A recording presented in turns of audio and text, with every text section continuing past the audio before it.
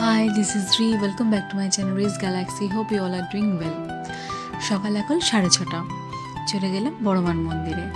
আমাদের বাড়ি থেকে বড়মার মন্দির 5 মিনিট।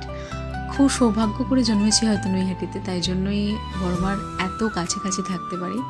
সকালবেলা উঠে আমার যারা পোষ্য আছে তারাও দেখলাম ঘুম থেকে উঠে পড়েছে। আমি আর অরিন্দম অ্যাজ ইউজুয়াল সকালবেলা উঠে চলেছি আমাদের গন্তব্য।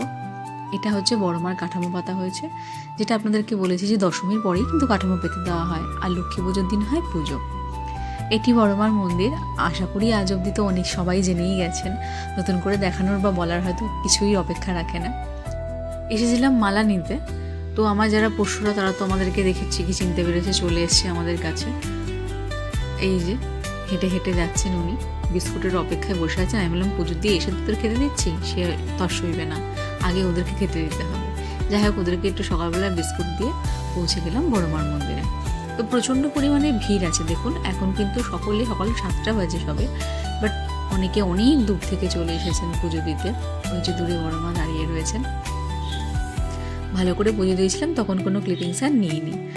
অঞ্জলি দিলাম, পুজো দিলাম, তারপরে চলে এসেছিলাম বাড়িতে। এখন আবার যাচ্ছি বড়মার মন্দিরে, কারণ দুপুরবেলা আমাদের ওখানে খাওয়া দাওয়া আছে।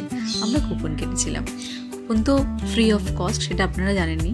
সকালবেলা 10টা থেকে কুপন দেওয়া হয়, তো কুপন আমরা কালেক্ট করে নিয়েছিলাম। তারপর এখন লাইনে দাঁড়িয়ে রয়েছে।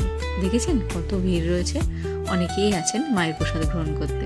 আমি একদম লাইনের লাস্টে দাঁড়িয়ে রয়েছি। এটি হচ্ছে সেই কুপন। প্রসাদে ছিল খিচুড়ি, বাঁধাকপির তরকারি, চাটনি, পাঁপড় আর পায়েস। যাই হোক, ভিডিওটা তাহলে আজকে প্রসাদ খেতে খেতে এখানেই শেষ করছি। দেখা হবে পরবর্তী ভিডিওতে। ভালোবেসে লাইক, শেয়ার, কমেন্ট করতে ভুলবেন না। সাবস্ক্রাইব করে পাশে থাকবেন, আর ফেসবুক থেকে যারা দেখছেন তারা অবশ্যই ফলো করে দেবেন। ধন্যবাদ।